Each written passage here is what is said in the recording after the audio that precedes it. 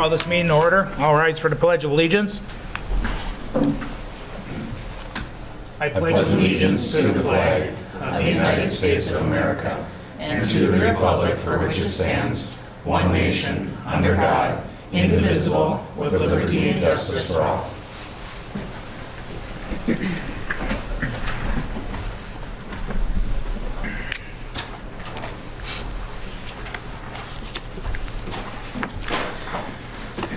Is there any changes to the agenda?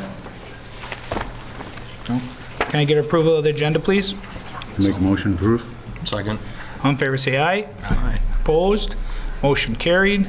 Open forum. Would anybody like to speak?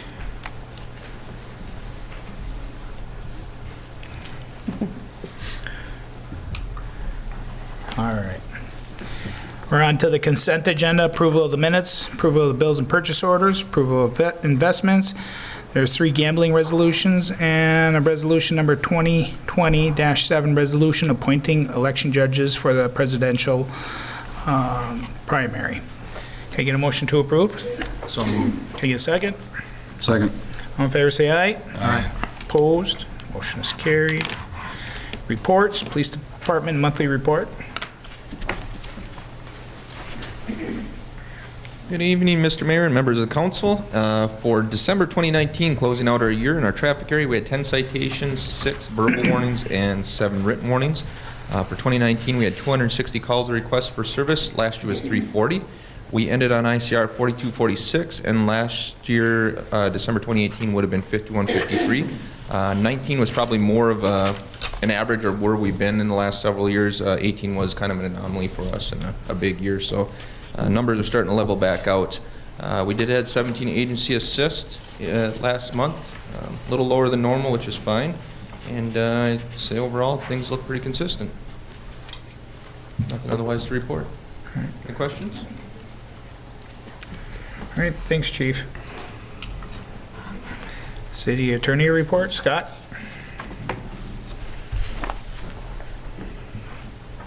Just kind of a handful of things. The ongoing negotiations with Sprint for the lease on the water tower. We prepared a lease. They sent us one marked up with the number of changes. City administrator and I went through them, marked it up some more, sent it back to them, and now they acknowledge they have it. And we're just waiting to hear with them. So we're just going back and forth.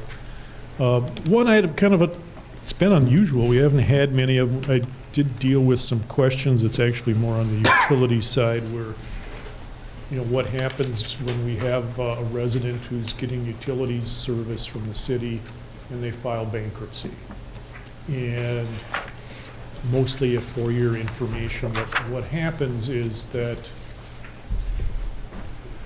whatever deposit the city has, if they started the account and the city required them to put a deposit down, if the city's still holding that deposit, they can take that deposit and put it against the outstanding bill, but that's all we're going to get once they file bankruptcy.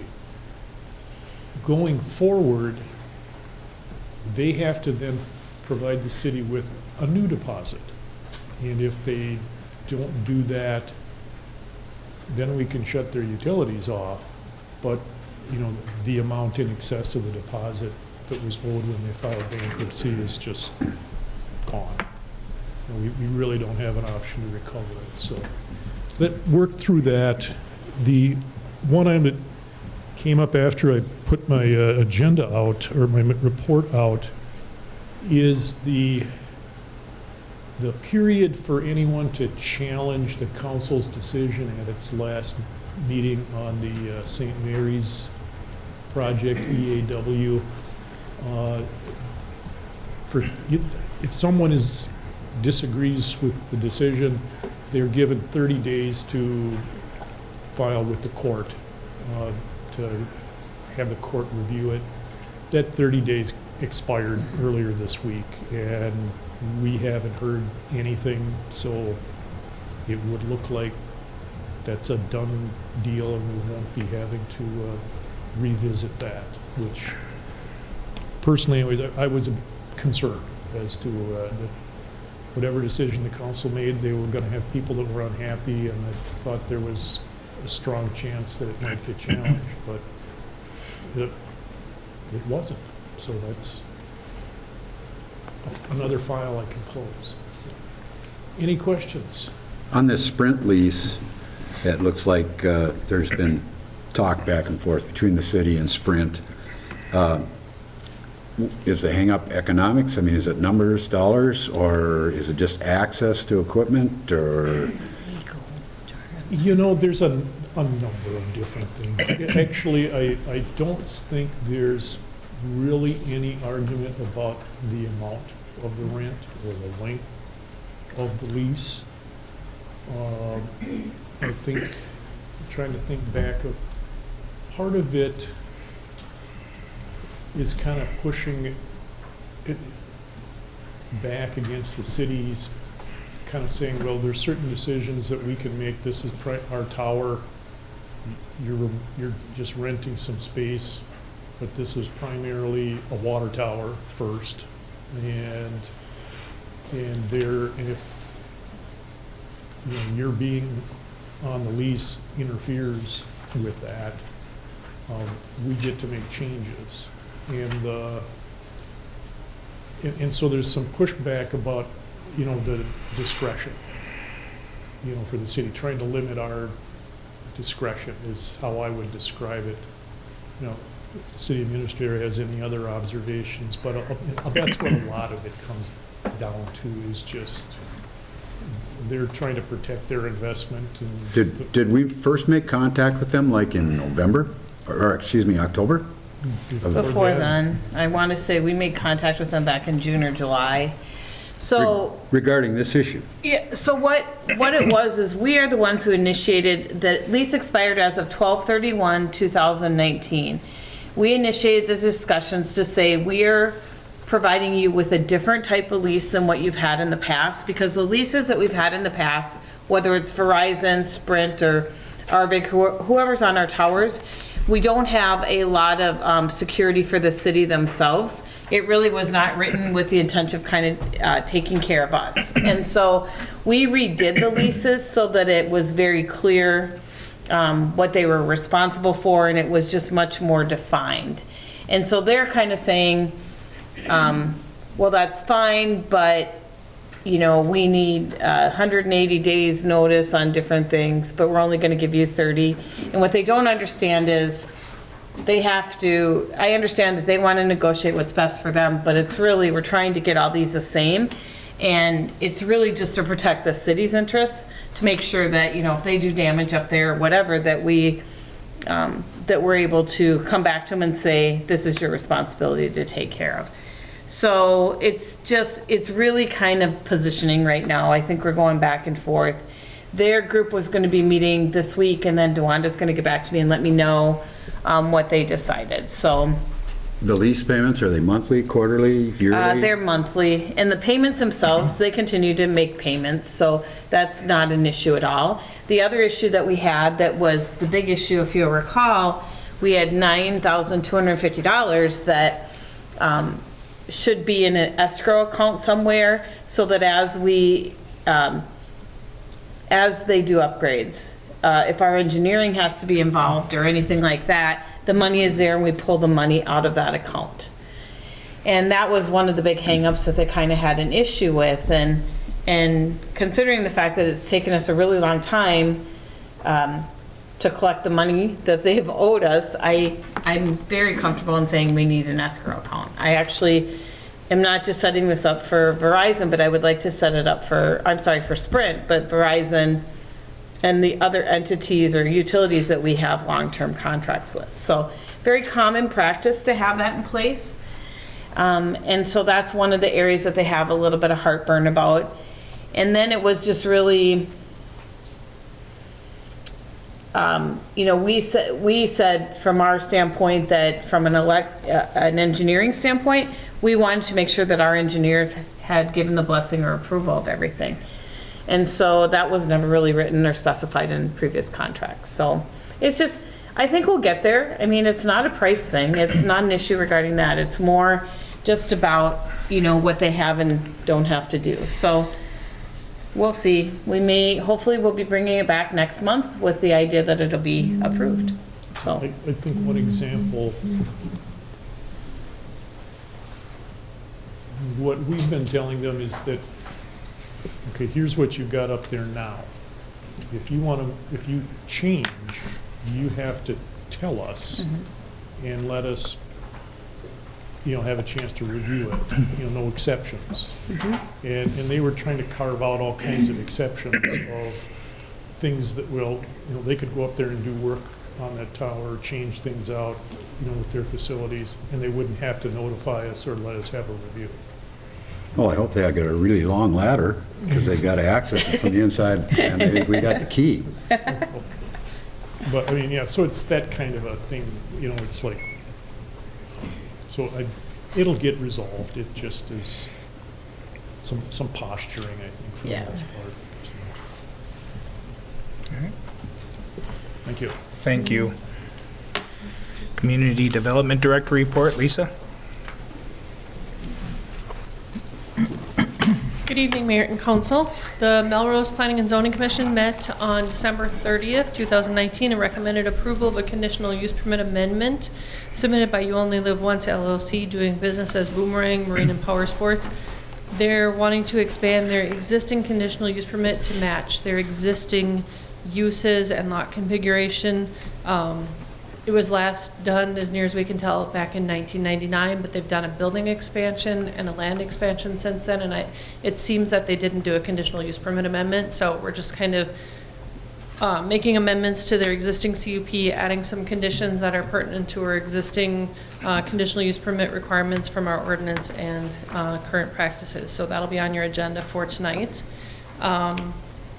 The Planning Commission, let's see, the new construction, we had 3 new house permits in 2019 totaling $657,100. The Melrose Area Development Authority met last week. They've begun to review the economic development portions of the strategic plan. The council will be reviewing the strategic plan at their February strategic planning meeting on the 20th of February. MATA also considered the reassignment of TIF note, of a TIF note for TIF District 9-1, and after reviewing the application materials, the board recommended the city council approve the note reassignment. Also at their meeting, they discussed, as part of the strategic plan discussions, having some kind of a business after hours or something to encourage the local businesses to connect with each other and connect with residents in the community. And so staff's been starting to work with the chamber on that. We've kind of tentatively looked at doing a 4 p.m. event on the 4th Thursday of each month, so it would be the week following the council meeting, the week following the chamber meeting, which is the same day as council. And so the first one we're looking at is probably going to be the February 27th, Thursday at 4 o'clock probably at the Minnesota Credit Union. So stay tuned for more details on that. But we're excited about hopefully being able to help businesses be able to network and being able to get to know and strategize with each other and that sort of thing, and also to get the community more involved in shopping locally and supporting local businesses. Any questions? No. Thank you. Thank you, Lisa. City Administrator report. I just have a couple things to go over. On the 21st of January, which is this coming Tuesday, they are scheduled to make the broadband grant application announcements. So we will know on the 21st whether or not we were successful, or ARVIG was successful in getting that funded. If you'll recall, that was a project that the city was doing in conjunction with ARVIG. ARVIG was going to be providing broadband out to the Interstate 94 businesses, Gen X and Warrior Boats, and the trucking company. And because they don't have good broadband out there. And so they put an application in, they did it with one of their other ones, and we are actually, on the public utility side, getting quotes to see what it's gonna cost to trench under 94, because that was always a hang-up. And we said, well, we have to do some redundant electrical systems, and we have to do some electric over there. which was originally on the 2023 capital improvement plan. So what we did is we just moved it up to 2020 instead, and that's what we're looking at. Plus with some TIF districts that we had out there, we were able to pull some of those funds and participate that way as well. So I feel like it was a very good application, and we'll find out on the 21st whether or not we were successful with that. The other thing I did want to mention is I had the, I don't know if I would call it the distinct pleasure, I would probably say the unfortunate task maybe of going down to the LCCMR board meeting this morning and talking to them about the fact that we are not going to be utilizing the $2.7 million that legislatively they gave us in 2019. I would say that it was a good dialogue. Becca Nash kind of did a very good job of kind of explaining why she wanted me to come down and present to the board so that they understood our perspective as to why we simply, weren't going to be taking that money. And I talked about all the things we've talked about in the past. We had a project in 17. Well, originally we had a bridge project, then in 17, we had a project, we were moving forward with a full pool Arch Rock Rapids. DNR said, hold up, can't do full pool. You have to look at something where you lower the lake level. That's not acceptable, et cetera, et cetera. So I basically said, we're not opposed to protecting the environment and doing what we can, but this is not just a Melrose issue, it is beyond Melrose. It's a much bigger issue than that. We're not the only ones, it's really kind of more of a watershed. So if they're gonna look at, replacing these dams, then they kind of need to look at that, the fixed dams with these fish passages, and they have to look at they have to look at a regional approach, is kind of what we talked about. Received some really positive things from some of the members. They were appreciative that we kind of stepped back and that now we're saying, our approach is very practical and we're kind of moving forward. And that they said, we certainly would entertain you coming back to the LCCMR in the future if there is a project that would meet the criteria for LCCMR. So it went well. Senator Westrom was there. He came after I did the presentation. He was at another meeting and he came in afterwards, but Senator Engelbrand and Senator, I believe it was Waltme, or I'm not sure, one of the gentlemen that was here, Warms maybe, for the Capital Committee meeting, were both in attendance. They're part of that committee.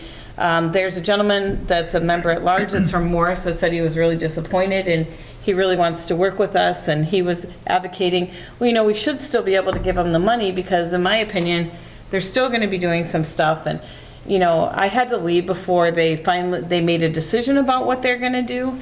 And I haven't heard from Becca, so I'm hoping to hear from her tomorrow. But the bottom line is, I don't see that committee reallocating that money in any way or changing legislation so that we could use it. I just don't see that happening. So that's where it stands with that. So that's really, Mr. Mayor and Council, that's all I have for my report for now. I have a couple other things on the agenda later on, but if you have any questions, I am happy to answer them for you. No? Very good? All right. All right, we're on the action items. Liquor license renewal applications, intoxicating liquor on sale, off sale, Sunday on sale renewals. There's a club and Sunday on sale renewals, 3-2 malt liquor off sale renewals. Do you guys have any questions or concerns?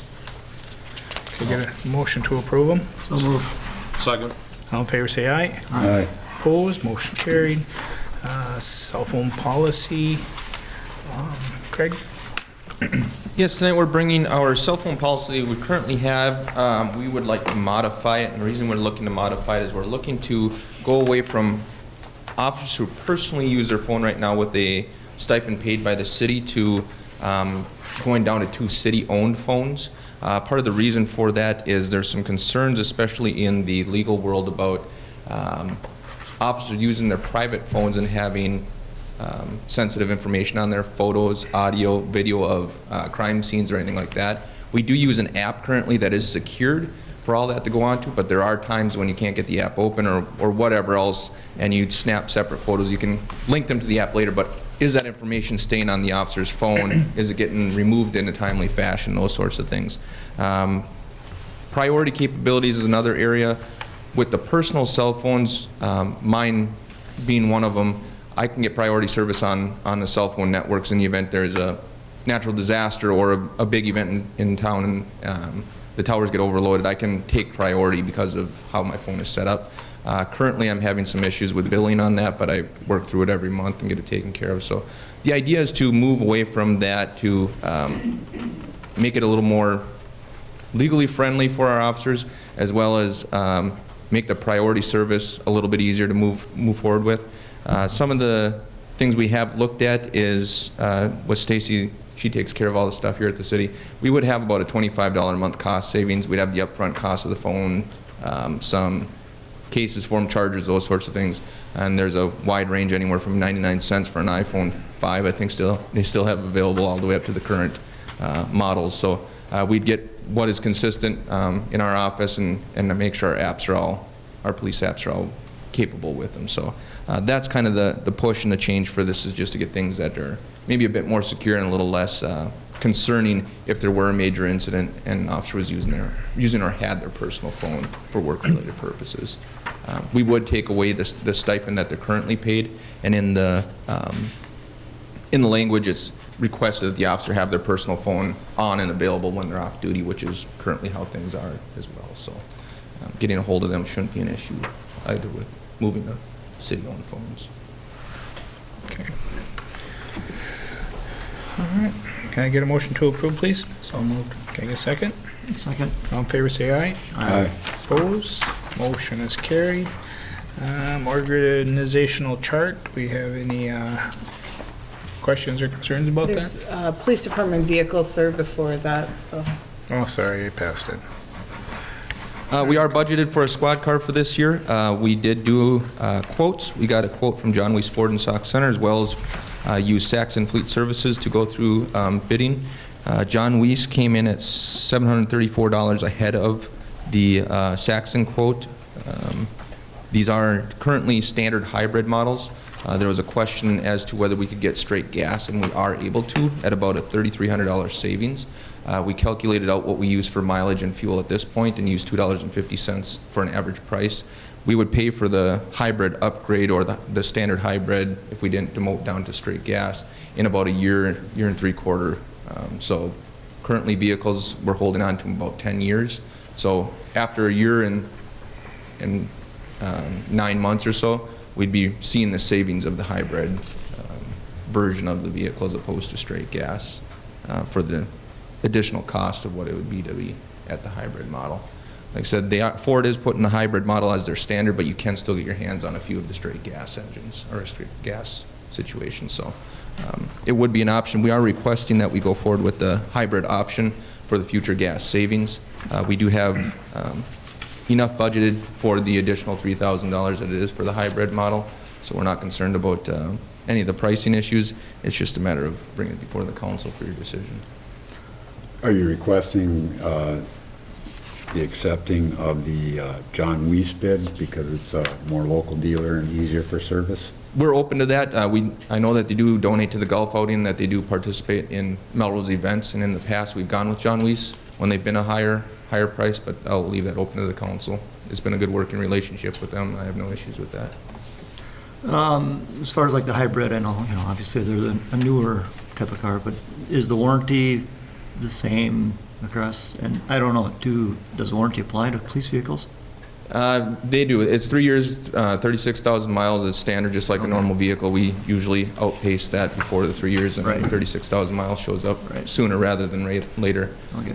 I checked into the battery situations. Toyota been running in their Prius since '99 on the United States side of things. They are seeing after about 18 years or so, 15 to 18 years, that they are seeing batteries that are needing to be replaced and depleted. So we don't foresee keeping the car for 15, 18 years, but if it lasts that long, we'll do what we can. So my question is the warranty. I mean, do you look at spend another $1,000 for, the motor and transmission and everything? I mean, is that something we should think about? I don't know that they offer the warranty in police vehicles or specialty vehicles like that because of probably what Extended. the paces that they get put through periodically. So I didn't ask about that, but I don't know that they'll offer it in a special vehicle like that. Okay. Question worth asking. Yeah.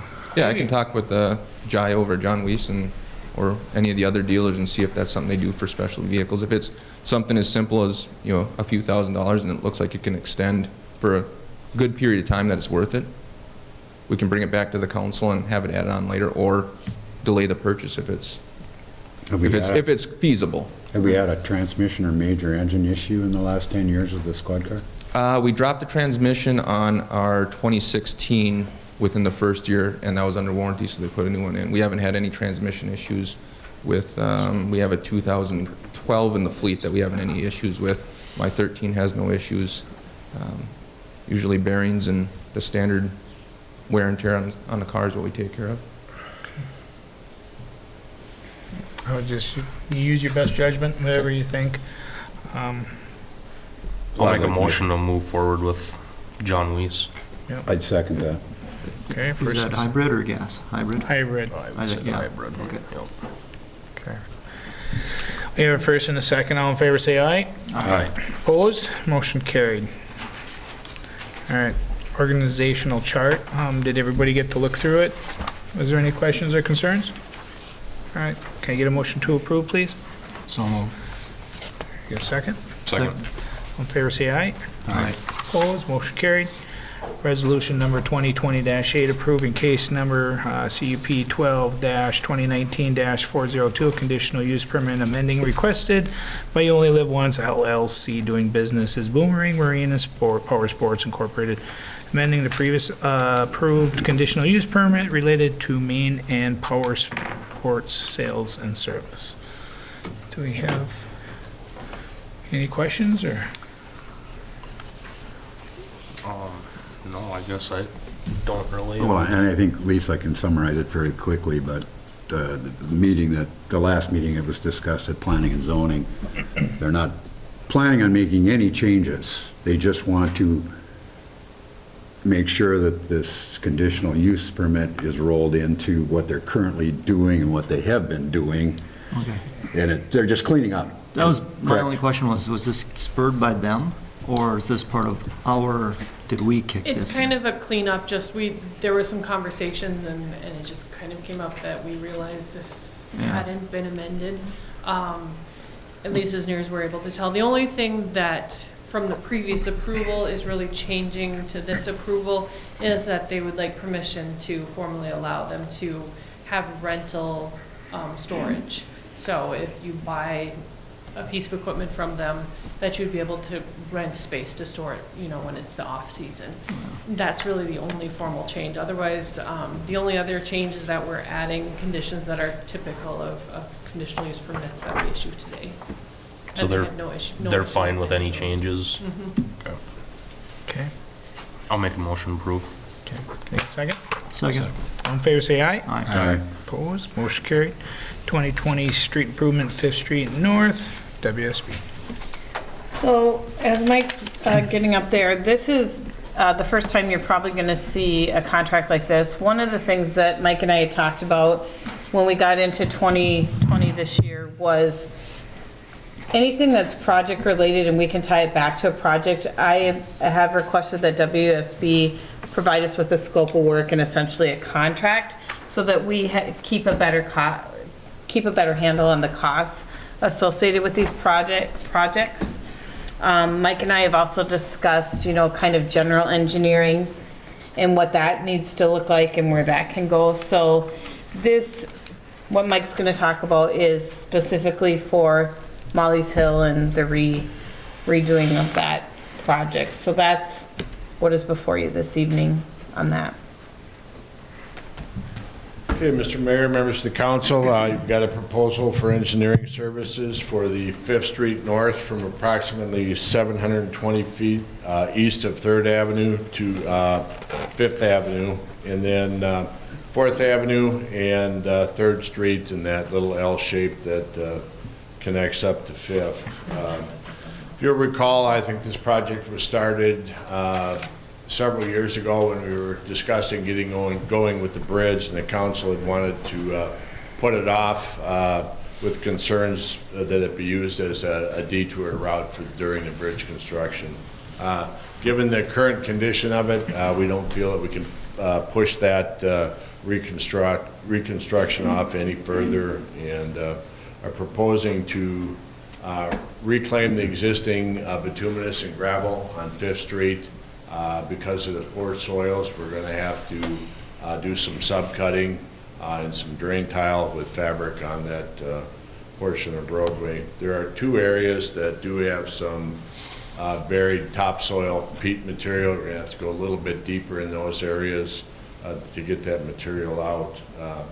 We're hoping to be able to allow a majority of the in-place curb to remain in place to save some cost during those, or in the proximity of those deep excavations. We probably are going to have to remove some and replace it, but the plan is to excavate, lay fabric, and backfill with clean sand, rate pine the excavation process to preserve that curb and gutter. On the 4th Avenue and 3rd Street project, that will essentially be removing the existing bituminous and about 1 inch of gravel and repaving. There's currently 9 to 11 inches of gravel on that residential street, so that'll provide a very good pavement section with just removing the 3 to 3.5 inches of existing material. So the proposal before you is to provide final design services with an estimated bid opening date of May 6th. And then as usual, we kind of give a flexible work schedule for the contractor to hopefully ensure the best prices available to the city. So we would be looking at probably starting, it may start in June, anywhere probably June 15th to the end of the summer. It's probably about a 4-week project to complete the entire thing. So with that, I would entertain any questions you might have.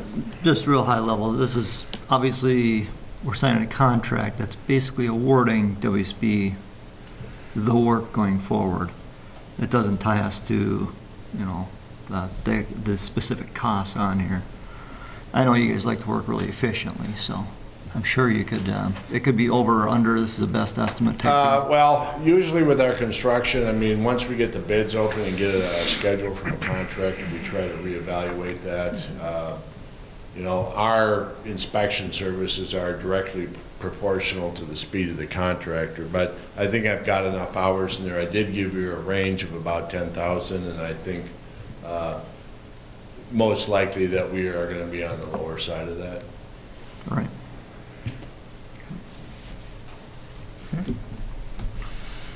Okay. Any other questions? Okay, get a motion to approve. Make a motion to award contract to SB, excuse me. I'll second that. Okay, first and second, all in favor say aye. Aye. Opposed, motion carried. Water truck. So, out at the wastewater plant, they are in need of a new water truck. The one that they've had on the capital improvement plan for over 10 years, and they kept kicking that can down the road, but it's gotten to the point where it's essentially failed. It's rusting out. It's just no longer, it's way past its useful life. So as part of that, because it's at the wastewater, it's not just a wastewater truck, it is also a water truck that is used by the street department. So at the regular Public Facilities Authority meeting, the PFA approved their part of it for them to proceed forth with getting a water truck. And Tim was able to actually find, off the state bid, it would have been $120,000, and he actually was able to find a different truck for $77,500, which doesn't include tax or licensing. It's out of Kansas City. And so that is gonna save the city a significant amount. Gary's got half of it, or we have half of it in the street budget. So what we're asking for, tonight is that the council give consideration concurring with the Melrose Public Utilities approving the purchase of the 2019 Freightliner from Custom Trucks in the amount of $77,500 plus tax and license. I will say that in our budget, we had only budgeted for each department $38,000, but that $38,000 had been in there since 2010, and they never increased it for inflation. If somebody can find me a water truck for under, 70, what they're getting it for, I would like to see how that could happen, because this is really, quite frankly, a really good deal, and it meets all their requirements, and it has everything they need. So it's coming in quite a bit lower than what the state bid is.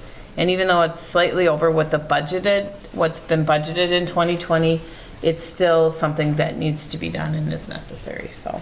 Is this like a full setup water truck, or is Yep. this just a truck with? No, it's a having to full put setup. tanks on? Right, Gary? The water truck itself is a full setup. It's got It's all ready to go. everything. Yep, it's ready to Spray go. It's bar got and everything pump. on it. Okay, Yep. so everything's on it, ready to go? Yep. Ms. Colleen, can we just, I don't want us to get jammed, but we can just go ahead and purchase this without bidding it? Yeah, we could. It's under 100,000. Okay. Yep. Well, I think it's a good looks like a find. substantial saving over what you It's anticipated. 2,500 miles, Yeah, it was part of our capital improvement plan, so virtually new. How many miles are on that old truck? that old one, I don't know. I can't remember what Tim said.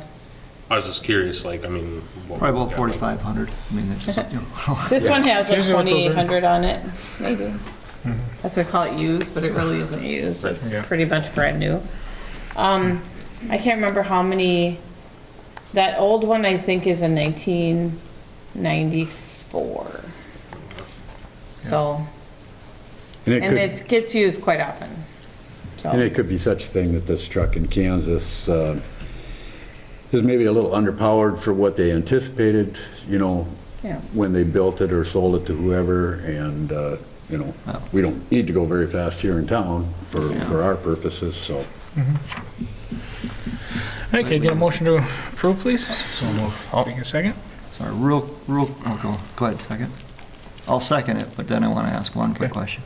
Can we just double check, make sure that any warranties that are Yeah, yeah. Tim had all the warranties for 2019 it. still Yeah. are still valid? Yeah. Okay. I think that's included in the packet, actually. It was on that sheet of paper that he had at the utilities meeting, so. First and a second, all in favor say aye. Aye. Opposed, motion carried. Old business, RDB for WSP contract. So Jody is here from Stearns County this evening to answer any questions you may have, but if you'll recall at the last meeting, Jody Martinson from WSB presented the contract for RDB, for the RDB project. And what we were waiting for was, we were waiting to see where we would land with the cost. So, Jody Martinson gave the majority of the presentation, and what you have before you is the contract. Jody from the county is here to talk about the cost share part of it. We have not entered into a cost share agreement yet with Stearns County typically, and she can talk more about that. But basically, the city pays for the cost, and then the county will reimburse us for their share of it. So what Jody is willing to, from Stearns County's standpoint, they are willing to contribute $114,261 towards the engineering, which would leave a cost for the city of $190,392 for a total project engineering cost of $304,653, assuming there's a range between $295,000 and $315,000.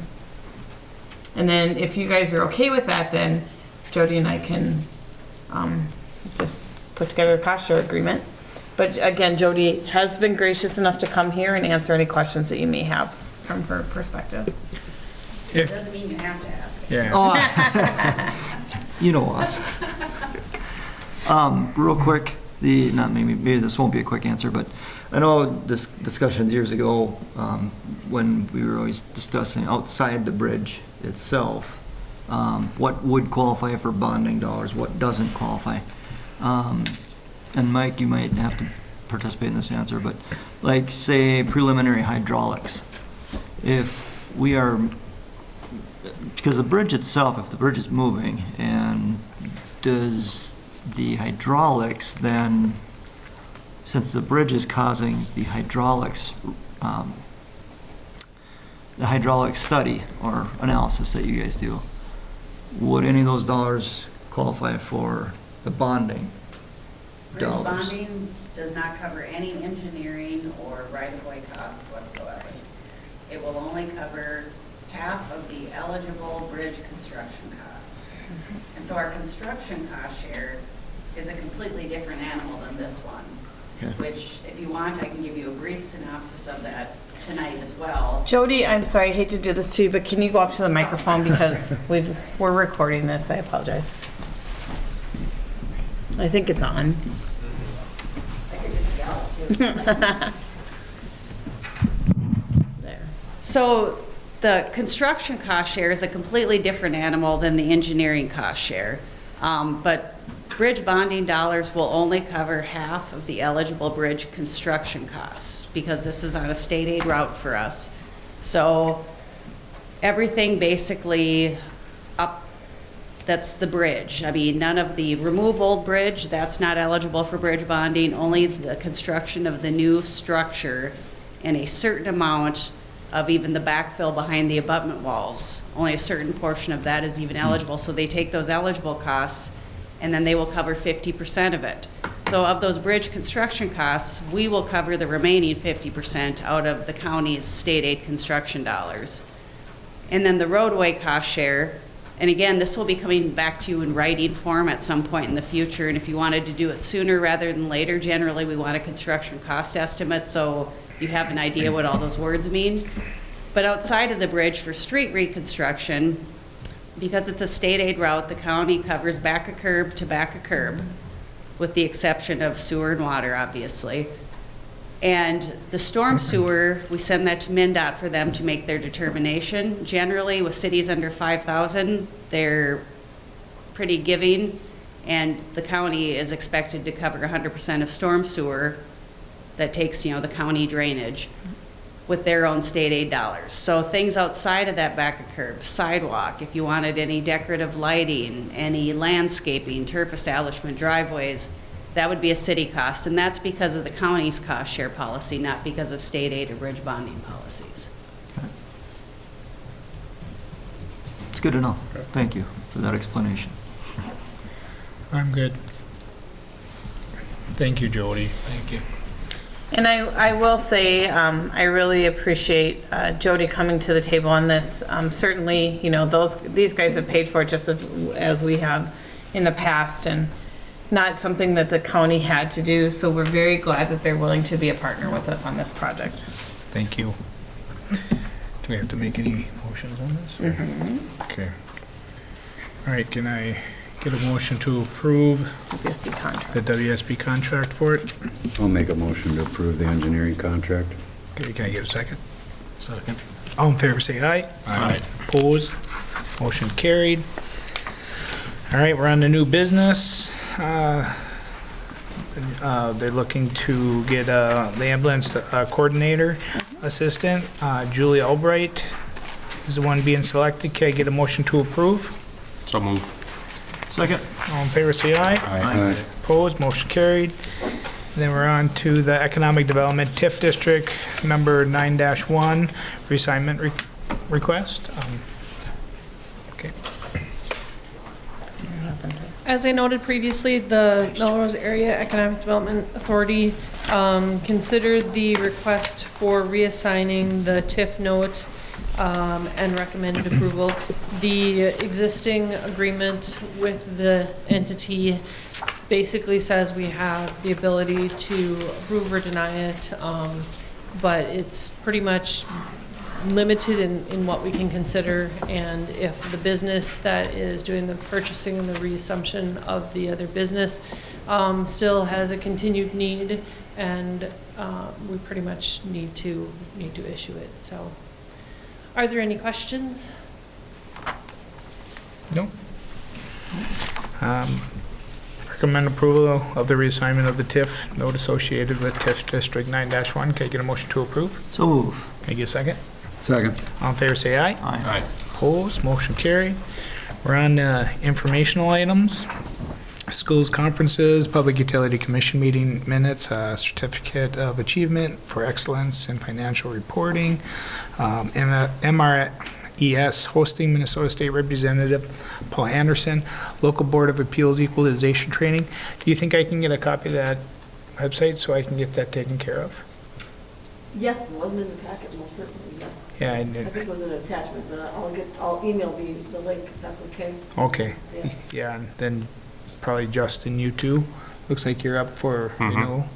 And then who's all? Well, actually, I'm just saying, you can still get recertified. You and Justin are good for, because that's in April of Yeah. 2020. You're good till 7/1, so you would still be good for this year. But after Yeah. that, if someone doesn't, we don't have anyone. Yeah. So the more that we can. Who all has it? Just you two. Just So, these guys need to get theirs too, so make sure that we get, so you know, I'll email everyone. yep, everybody, and it's still online now yet?